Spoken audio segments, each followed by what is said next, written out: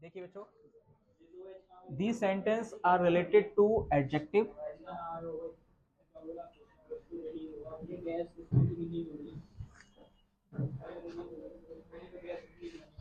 चलिए सही करते हैं एक एक करके। पहला सेंटेंस है he is junior than my brother.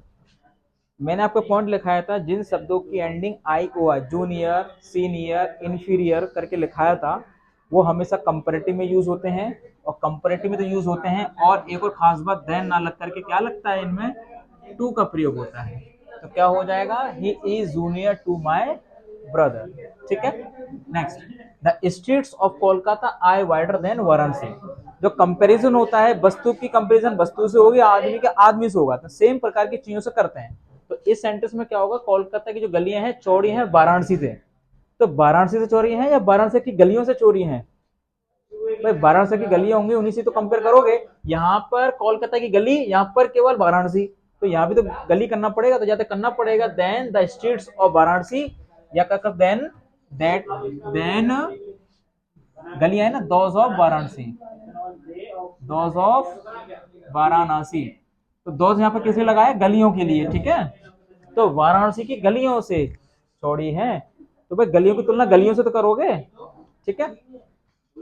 अगला, few remarks that he made very, ठीक है ना, were very suggestive. Few remarks का मतलब क्या हो, कुछ ही टिप्पणी की है, और फ्यू तो ना के बराबर होता है, नेगेटिव। तो फ्यू नेगेटिव सेंस दे रहा है, तो यहाँ पर जबकि कह रहा है भाई जो उसने रिमार्क्स दिए हैं, जो सुझाव हमने दिए हैं, वो मेरे लिए बहुत ज्यादा सजेस्टिव है, सुझाव पूर्वक है। तो जब फ्यू ना लगाकर क्या लगाओगे, आ फ्यू। क्या लगाना पड़ेगा, आ फ्यू, क्योंकि आ फ्यू पॉजिटिव मीनिंग देता है ना, फ्यू तो नेगेटिव मीनिंग देता है। जब कोई व्यक्ति ने आपको कुछ कहा है, कुछ तो बोला होगा ना, कि चुप रहा होगा, या कुछ ही एक शब्द बोला होगा। एक शब्द आपके काम का थोड़ा ना होता है, कुछ सुझाव तो देगा ना वो। तो आप फ्यू लगाओगे पॉजिटिव सेंस के लिए। अगली बात, there is a very few water. Few तो बेटा काउंटेबल होता है, वाटर अनकाउंटेबल होता है। तो क्या करोगे, यहाँ पे फ्यू ना आकर क्या लगाना पड़ेगा, लिटल। क्या करना पड़ेगा, लिटिल लगाना पड़ेगा। फ्यू तो काउंटेबल नाउन के लिए आता है, और लिटिल अनकाउंटेबल नाउन के, तो लिटिल लगाना पड़ेगा। तो लिटिल लगा करके सही करेंगे। और number 5, no less than 5 boys can do this work. अब फिर वही वाली बात, लेस। तो लेस क्या होती है बेटा, लिटिल की कंपेरेटिव डिग्री होती है, लिटिल, लेस और लीस्ट। और ये क्या होता है, अनकाउंटेबल नाउन होता है। उसी तरीके से यहाँ पे क्या करोगे, फ्यू, फ्यूअर और फ्यूएस्ट।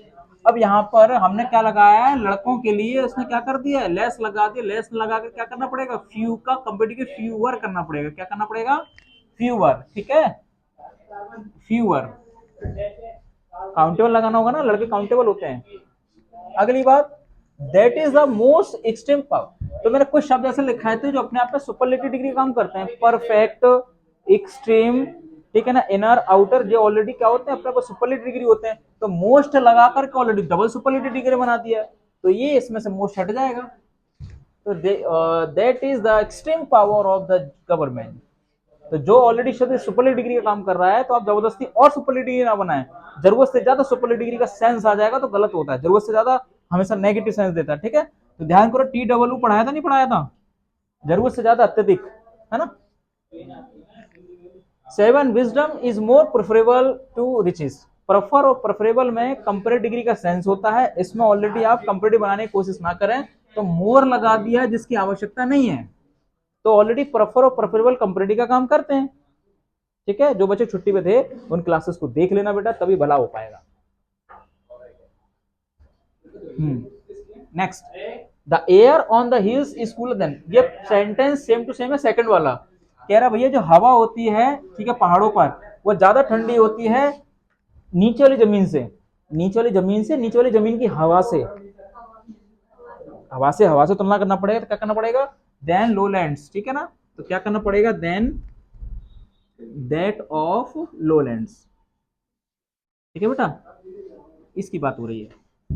अगला, my all resources are now exhausted. Resources कैसा, अच्छा, माई ऑल नहीं होता है, ऑल माई रिसोर्सेस होगा। क्या होगा, all my resources are now exhausted. अब बोले सही लग रहा है ना, माई ऑल रिसोर्सेस, नहीं, सारे मेरे रिसोर्सेस हैं जो सारे खत्म हो चुके हैं।